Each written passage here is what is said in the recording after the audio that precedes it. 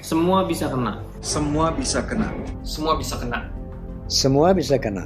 Semua bisa kena. Semua bisa kena. Semua bisa kena. Semua bisa kena. Semua bisa kena. Semua bisa kena. Semua bisa kena. Semua bisa kena. Semua bisa kena. Semua bisa kena. Semua bisa kena. Jurnalis, aktivis, seniman, kreator konten, komedian, ilmuwan, mahasiswa, guru, ibu rumah tangga, petani, nelayan, pedagang, tukang ojek, semua profesi, semua orang, semua yang berpendapat. Pemerintah dan DPR berencana dalam waktu dekat mengesahkan rancangan Kitab Undang-Undang Hukum Pidana. Rencana ini banyak ditentang karena prosesnya tidak transparan. Sampai sekarang, tidak ada yang tahu draft terbaru yang bakal disahkan itu isinya seperti apa. Tentu saja ada yang tahu draftnya seperti apa, tapi bukan kita-kita, bukan publik. Ya mereka-mereka yang ngutang-ngutik pasal aja yang tahu. Kenapa sih sukanya main rahasia-rahasiaan? Kenapa sih makin kesini makin hobi bikin undang-undang dengan sembunyi-sembunyi? Apanya yang mau disembunyikan sih? Bikin resah? Jangan-jangan memang kita sengaja dibikin bingung. Gimana nggak bingung? Kita dipaksa berpegang pada draft tahun 2019, draft yang sudah ditunda pengesahannya karena derasnya penolakan publik. Draft yang memuat banyak pasal bermasalah. Itu juga yang jadi alasan Presiden Joko Widodo menghentikan pengesahan RUU KUHP saat itu. Draft yang hingga kini masih memuat banyak pasal kontroversial. Beberapa bahkan sangat genting sebab mengancam kebebasan berekspresi dan berpendapat karena memidanakan orang-orang yang dinilai melakukan penghinaan terhadap pemerintah. All can hit. Everyone can be hit. Journalists, students, housewife, all profession. Anyone with an opinion can be hit. Shortly, the government and parliament plan to pass a draft criminal law code, or we can say RUU KUHP. This plan has been widely opposite because the process is not transparent, and even today no one knows the contents of the latest draft. For example, only those who have tweaked the articles knows about the latest draft. Why is the making of laws more and more secret, and why secretly? What's hidden? What makes us restless and confused? We are forced to stick to the draft 2019 draft, where the ratification was postponed due to the swift rejection by the public. The draft contained many problematic articles and made President Joko Widodo stop by ratification of the RUU KUHP at that time. The draft, which now still contains many controversial articles, and some are very critical because it threatens freedom of expression and opinion, because it criminalizes people who are considered to have insulted the government and authorities.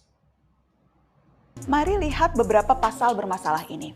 Pasal 353 dan 354. Setiap orang yang di muka umum dengan lisan atau tulisan menghina kekuasaan umum atau lembaga negara dipidana dengan pidana penjara paling lama 1 tahun 6 bulan atau pidana denda paling banyak kategori 2. Pasal 354. Setiap orang yang menyiarkan, mempertunjukkan atau menempel tulisan atau gambar atau memperdengarkan rekaman atau menyebarluaskan melalui sarana teknologi informasi yang berisi penghinaan terhadap kekuasaan umum atau lembaga negara dengan maksud agar isi penghinaan tersebut diketahui atau lebih diketahui oleh umum, dipidana dengan pidana penjara paling lama 2 tahun atau pidana denda paling banyak kategori 3. Sampai di sini paham? Kalau belum, mari kita bedah sama-sama. Semua aturan pidana itu pasti ada tujuan hukum yang ingin dilindungi. Misalnya, melindungi harta lewat larangan mencuri, melindungi nyawa lewat larangan membunuh. Jadi mari lihat lagi pasal-pasal ini, apa tujuan yang mau dilindungi. So, let's look at the problematic articles such as Article 353 and 354. Article 353. Any person who in public verbally or in writing insult public power or state institution shall be punished with imprisonment for a maximum of 1 year and 6 months, or a maximum fine of a category 2. Article 354. Everyone who broadcasts, shows, or attaches writings or pictures, or listens to recordings, or disseminates through information technology means containing insults to public power or state institution, to make the contents of said insult known to the public, shall be punished with imprisonment for a maximum of 2 years or fine at most category 3. Until here, understand? If not, let's operate together. All criminal regulation must have a legal purpose that they want to protect. For example, protecting property through the prohibition to the stealing, and protecting lives through the prohibition of killing.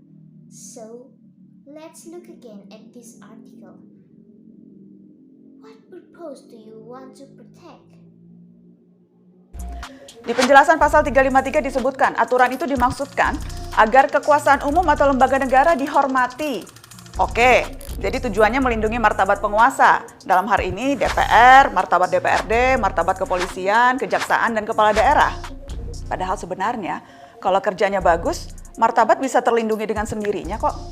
Tapi oke lah, anggap saja kita ikuti logika penguasa ini. Nah, tujuan ini dalam konteks HAM perlu diuji dan diseimbangkan dengan tujuan lain jika berbenturan. Dalam pasal-pasal ini tujuan menghormati kekuasaan berbenturan dengan melindungi kebebasan berbicara publik. Pertanyaannya, mana yang harus didahulukan? Memang dalam Undang-Undang Dasar dinyatakan hak asasi tertentu termasuk berekspresi boleh dibatasi. Pasal 28J ayat 2 menegaskan hal itu. Tapi dalam konteks HAM, pembatasan itu harus memenuhi beberapa prinsip. Diatur dalam undang-undang reasonable atau beralasan, necessary atau dibutuhkan, dan proporsional atau tidak berlebihan. Mari kita lihat.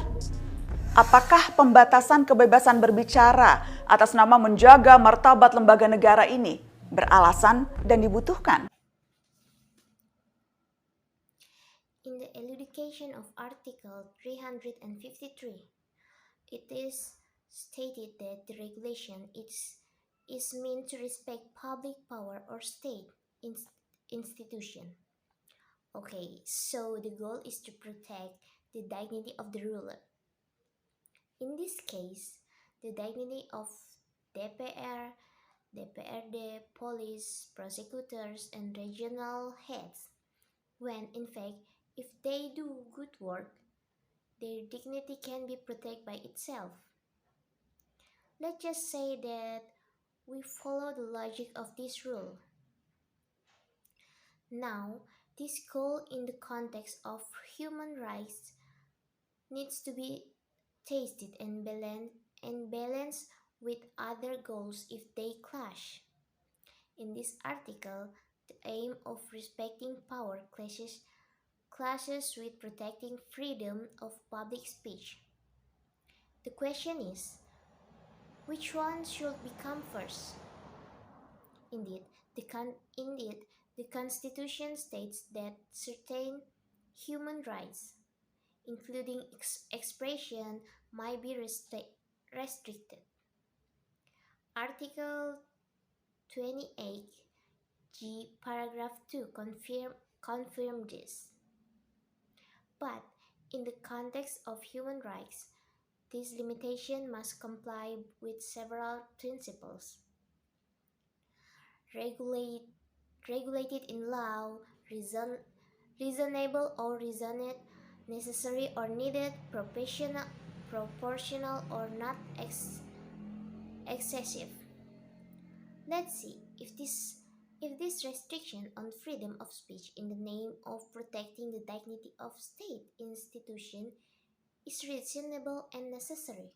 Perlu dibuktikan, ketiadaan aturan ini bakal merugikan lembaga negara dalam menjalankan fungsinya. Satu lagi, apakah ini proporsional? Dalam arti tujuan yang ingin dicapai tidak menjegal tujuan lain yang lebih besar. Dalam hal ini ya kebebasan berekspresi. Ingat pasal 28 Undang-Undang 45 sakral. Kalau kita mengaku sebagai negara demokrasi, tanpa kebebasan berserikat, berkumpul, dan berpendapat, tidak akan ada demokrasi. Yang ada hanya demokrasi di atas kertas. Datang ke bilik suara, nyoblos, udah deh. Giliran lagi janji-janji, malah dipidana. Di negara demokrasi, kebebasan berekspresi menjadi hak sangat fundamental bagi jaminan pelaksanaan HAM lainnya. Termasuk untuk menyuarakan, memperjuangkan hak-hak lain ketika negara luput memenuhi. Dan mari akui saja, negara kita suka luput kan? Atau jangan-jangan bagi pembuat undang-undang, derajat penguasa memang dinilai lebih berharga? Wah, udah kena kalau gini pola pikirnya. Selain tidak terlihat adanya proporsionalitas, definisi penghinaan di RUU KUHP masih kabur. Apa ukurannya semua ucapan atau tindakan masuk kategori menghina? Lagi-lagi karet. Nggak cukup Undang-Undang ITE bikin gempar terus. Masih kurang ya Undang-Undang ITE? Need to be proven. The absence of this regulation will harm state institutions in carrying out their function. One more thing, is this proportional? In this sense, that the goal to be achieved does not hinder other larger goals. In this case, freedom of expression. Remember that Article 28 of the 14th law is sacred if we claim to be a democracy.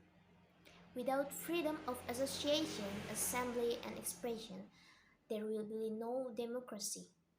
Only democracy on paper. Come to the voting booth already. Turn to collect promises, even punish it. In a democratic country, freedom of expression is a very fundamental right to be guaranteed the implementation of other human rights, including voicing and fighting for other rights.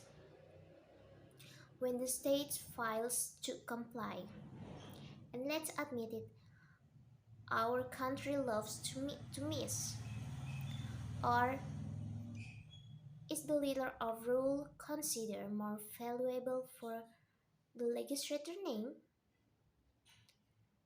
It's got to be this way of thinking. Apart from not showing any proportionality, the definition of concept for the RUU KUHP is still unclear. What size do all words or action falls into the category of insulting? Again, rubber. It's not it enough for the law to keep uproar. Still not enough law ITE. Terakhir, kita bicara asas hukum, equality before the law. Semua pihak sama kedudukannya di hadapan hukum. Diperkuat putusan Mahkamah Konstitusi yang menekankan asas persamaan kedudukan antara pejabat dan warga negara di hadapan hukum. Jika warga bisa dipidana karena menghina lembaga negara, apakah pejabat lembaga negara juga bisa dipidana karena menghina warganya secara umum? Sering kan kita dengar pejabat bilang masyarakat kita masih bodoh, masih malas, kebanyakan ngeluh, bangsa nyinyir, kritik doang, nggak ada solusi. Terus gimana kalau lembaga menghina dirinya sendiri? Perilaku korup, kerja asal-asalan, termasuk bikin undang-undang tidak transparan. Jangan sampai rancangan kitab undang-undang hukum pidana menjadi hewan liar yang sengaja dilepas, menerkam siapa saja, semua bisa kena, kecuali tuannya sendiri. Ini undang-undang atau plester ya? Lastly, let's talk about legal principles. Equality before the law. all parties are equal before the law strengthened by the decision of the Constitutional Court, which emphasizes the principle of equality of position between officials and citizens before the law. If citizens can be punished for insulting state institution, can officials of state institution be punished for insulting citizens in general? Often we hear that our society is still stupid, lazy, and mostly complaining. And the nation is sarcastic criticism without a solution. Then what if the institution insults itself? Corrupt behavior, careless work, including making law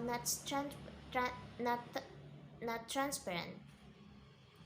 Don't let the draft penal code become a wild animal that is deliberately released to pounce on anyone except the master himself. Is this a law or plaster, huh?